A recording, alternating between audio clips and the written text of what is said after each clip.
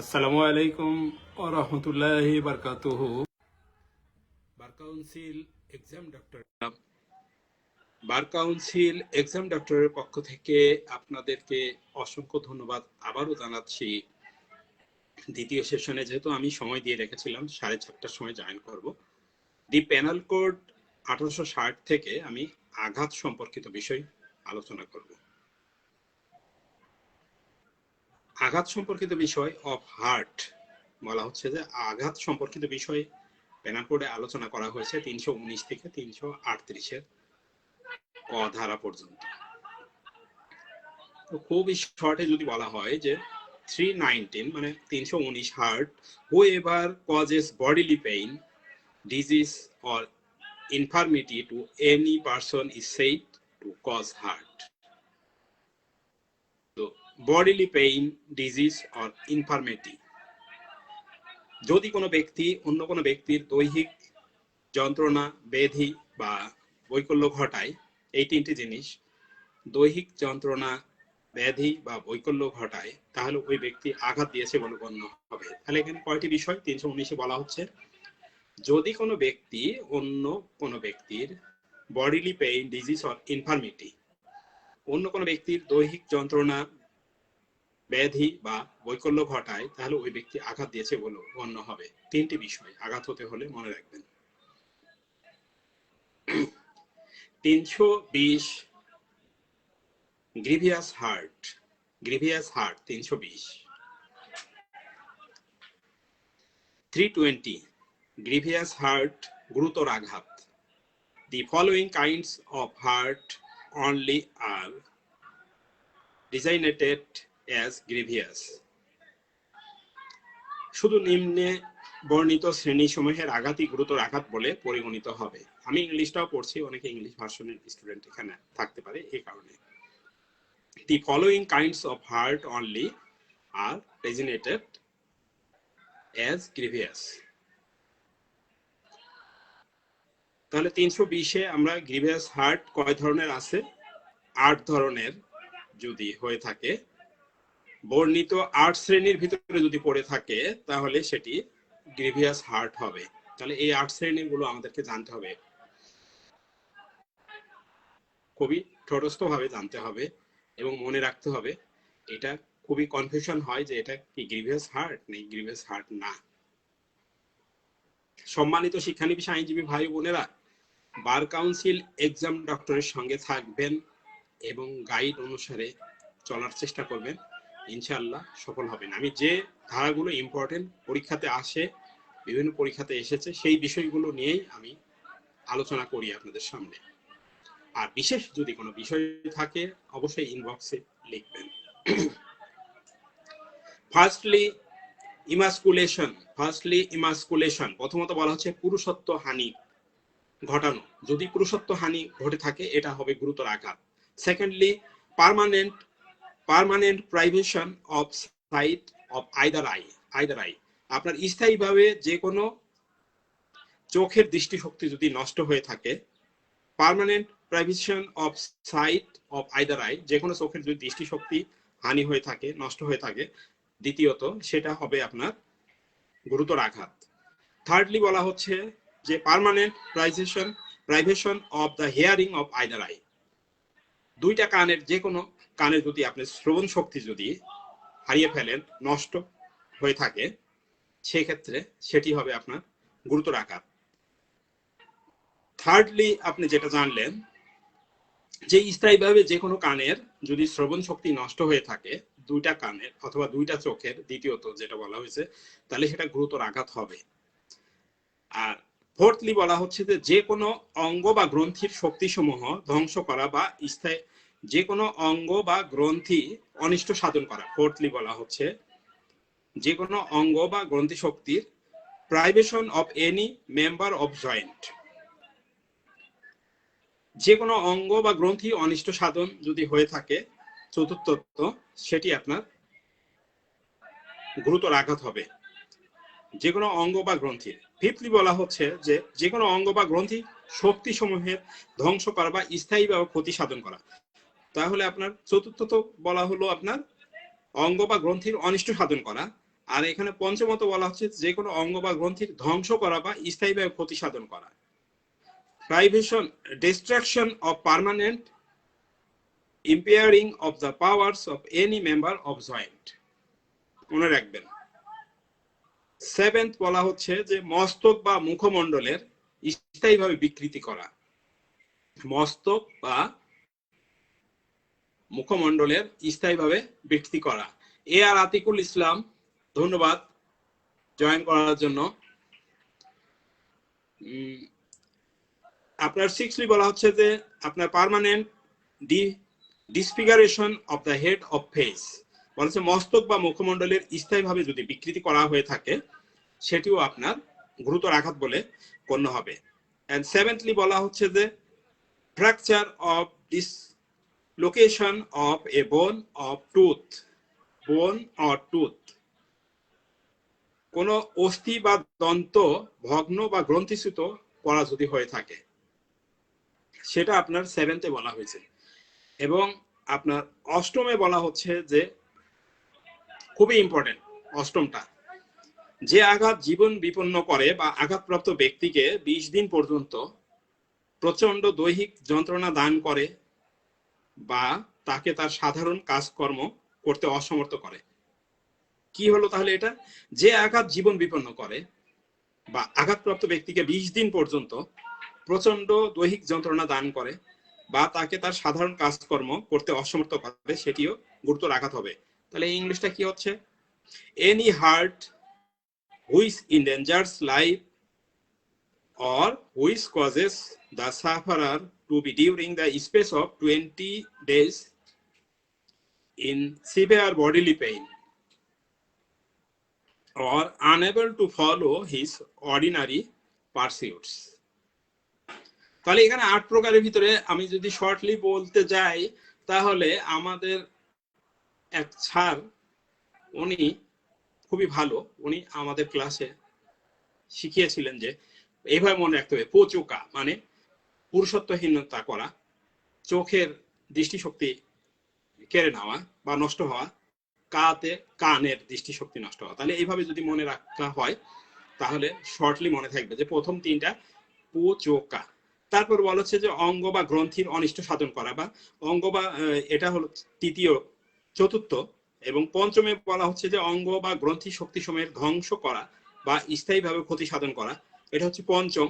ষষ্ঠতে হচ্ছে আপনার মস্তক বা মুখমণ্ডলের স্থায়ীভাবে বিকৃতি করা, ষষ্ঠ।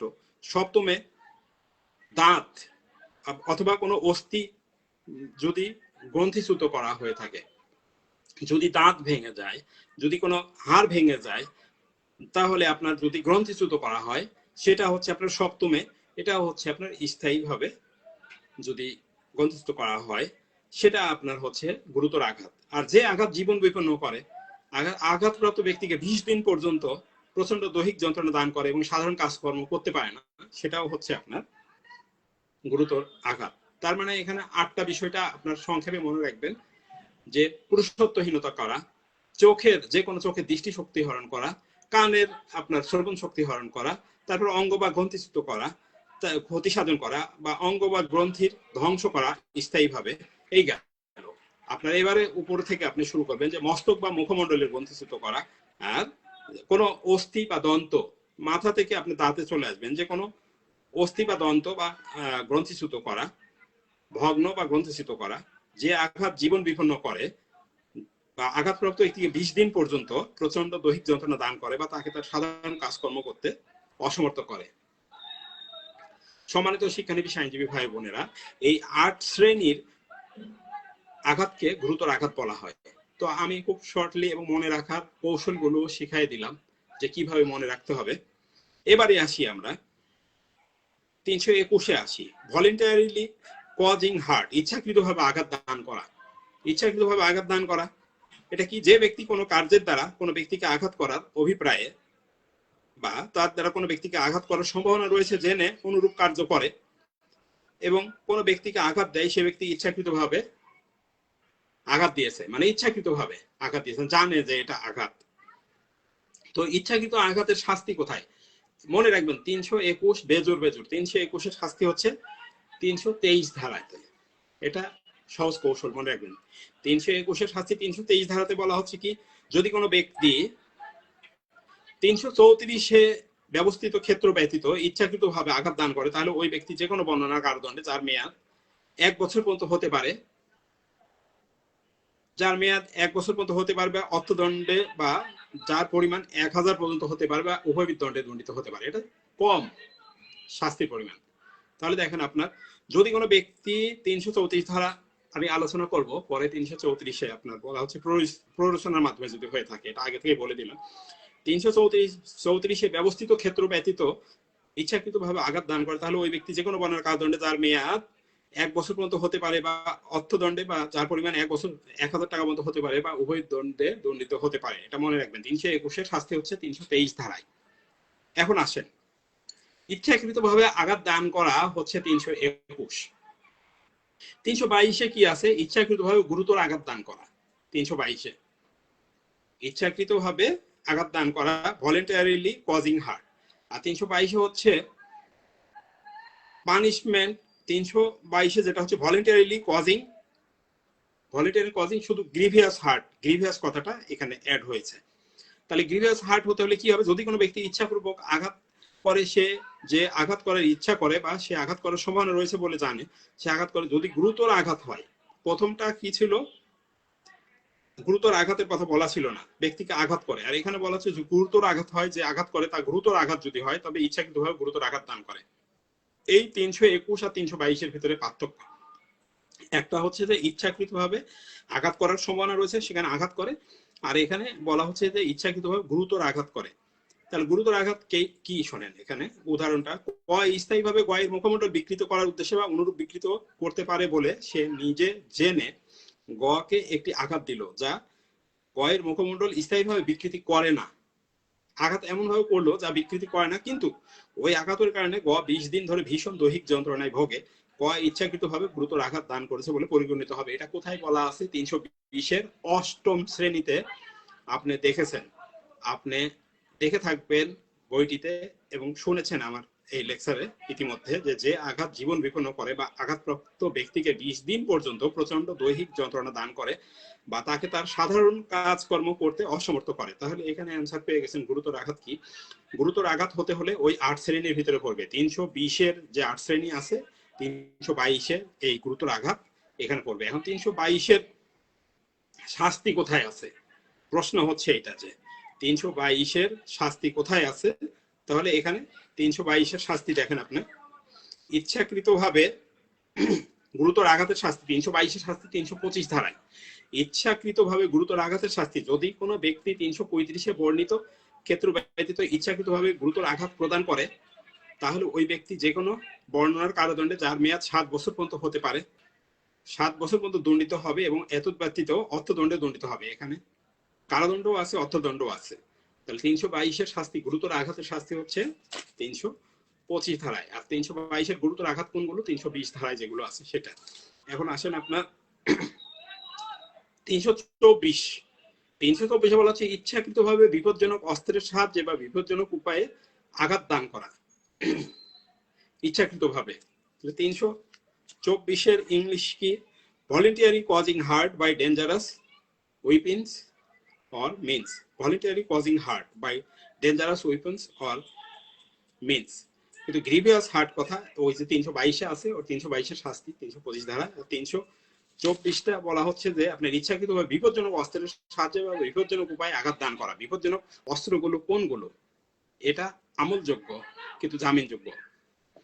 দেখেন আপনার 324-এ বলা হচ্ছে যদি কোনো ব্যক্তি 334-এ বর্ণিত ক্ষেত্র ব্যতীত অন্য কোনো ক্ষেত্রে গুলি বর্ষণের, ছুরিকাঘাত করার বা কাটার যে কোনো অস্ত্র হাতিয়ার দ্বারা আঘাত করে, কিংবা হাতিয়ার একটি অপরাধ সংগঠনের হাতিয়ার হিসেবে ব্যবহার করলে মৃত্যু ঘটাতে পারে, সে অস্ত্র দ্বারা আঘাত করে, বা অগ্নি বা উত্তপ্ত বস্তু দ্বারা আঘাত করে, বা যে কোনো বিষ অথবা কোনো ক্ষয়কারী দ্রব্য দ্বারা আঘাত করে, বা কোনো বিস্ফোরক দ্রব্য দিয়ে আঘাত করে, বা এরূপ কোনো দ্রব্য বা নিঃশ্বাসের সঙ্গে গ্রহণ করলে মানবদেহের জন্য ক্ষতিকর হয়, সে দ্রব্য দ্বারা আহত করে, অথবা যে কোনো প্রাণীর সাহায্যে ইচ্ছাকৃতভাবে আঘাত করে, তাহলে ওই ব্যক্তি যে কোনো বর্ণনা কারাদণ্ডে যার মেয়াদ 3 বছর পর্যন্ত হতে পারে, বা অর্থদণ্ড বা উভয় দণ্ডে দণ্ডিত হবে।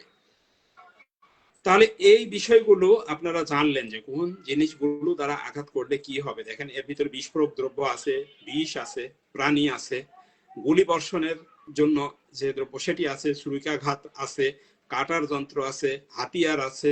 এই জিনিসগুলো আপনার বলছে বিপজ্জনক অস্ত্র কোনগুলো, সেগুলো এখানে আছে বিপজ্জনক অস্ত্র এগুলো। এখন 324 এর পরে আসি 326। এখন 325 হচ্ছে 322-এর শাস্তি। 326-এ বলা হচ্ছে যে ইচ্ছাকৃতভাবে বিপজ্জনক অস্ত্র বা বিপজ্জনক উপায়ে গুরুতর আঘাত দান করা। দেখেন এখানে উপরে 324-এ ছিল বিপজ্জনক উপায়ে আঘাত দান করা, আর এখানে বলা হচ্ছে বিপজ্জনক উপায়ে গুরুতর আঘাত দান করা। ওই 324-এরটাই 326-এ। তাহলে ইংলিশটা পড়ে নিই যে voluntarily causing grievous hurt by dangerous weapons or means. দেখেন এখানে গ্রিভিয়াস হার্ট কথাটা চলে আসছে এখানে। তাহলে এখানে 326-এ কিভাবে গ্রিভিয়াস হার্ট হবে, দেখেন আপনার ওই জিনিসগুলো দ্বারা যদি কোনো ব্যক্তি 335-এ বর্ণিত ক্ষেত্র ব্যতীত গুলি বর্ষণের, ছুরিকাঘাত করার বা কর্তন করার অথবা অন্য যে কোনো যন্ত্র যার ব্যবহারে মৃত্যু ঘটার সম্ভাবনা রয়েছে, অথবা অগ্নি বা কোনো উত্তপ্ত বস্তু কিংবা যে কোনো বিষ অথবা কোনো ক্ষয়কারক পদার্থ অথবা কোনো বিস্ফোরক দ্রব্য কিংবা এরূপ কোনো দ্রব্য যা নিঃশ্বাসের সাথে গ্রহণ করা, ভক্ষণ করা বা রক্তে গ্রহণ করা মানব দেহের পক্ষে ক্ষতিকর অথবা যে কোনো প্রাণীর সাথে ইচ্ছাকৃতভাবে গুরুতর আঘাত দান করে, তাহলে ওই ব্যক্তি যাবজ্জীবন কারাদণ্ডে অথবা যে কোনো ধরনের কারাদণ্ডে যার মেয়াদ 10 বছর পর্যন্ত হতে পারে দণ্ডিত হবে, এবং এতদ ব্যতীত অর্থদণ্ডেও দণ্ডিত হবে। তার মানে 324-এ হলো আঘাত বিপজ্জনক উপায়ে, আর 326-এ যাবে এই।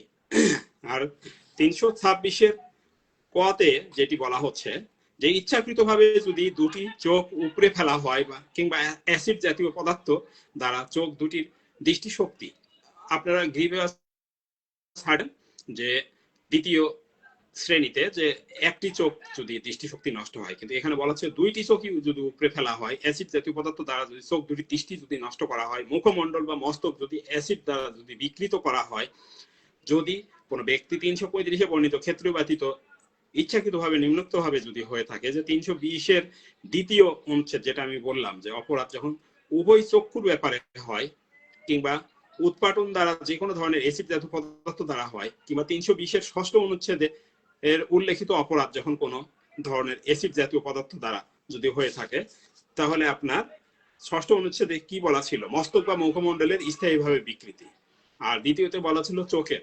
তো এগুলো যদি হয়ে থাকে কোনো ব্যক্তি গুরুতর আঘাত করে, তাহলে তাকে মৃত্যুদণ্ডে বা যাবজ্জীবন কারাদণ্ডে এবং দণ্ডিত করা যাবে। মনে রাখবেন আপনাদের এই কোশ্চেনটাও আসে যে মৃত্যু ধারাগুলো উল্লেখ করুন, দণ্ডবিধিতে কোন কোন ধারাগুলোতে মৃত্যুদণ্ড হয়ে থাকে, মৃত্যুদণ্ড সংক্রান্ত ধারাগুলো উল্লেখ করবেন। তো 326-এর পথে দেখেন এটা হচ্ছে মৃত্যুদণ্ড সংক্রান্ত ধারা। মৃত্যুদণ্ডে বা যাবজ্জীবন কারাদণ্ডে এবং জরিমানায় দণ্ডিত করা যাবে। আর এই কোশ্চেনটাও আপনারা প্রস্তুত রাখবেন সেই সঙ্গে সঙ্গে নেক্সট ক্লাসের আগে, যে 326 ধারা এবং 326-এর এ ধারার ভিতরে পার্থক্য। তো এটার ইংলিশটা পড়ে নিয়ে একটু, voluntary causing grievous hurt in respect of both eyes, hand or face by means of corrosive substance, etc. Whoever except in the case provided for the section 335 আছে যে প্ররোচনার মাধ্যমে যদি করা হয়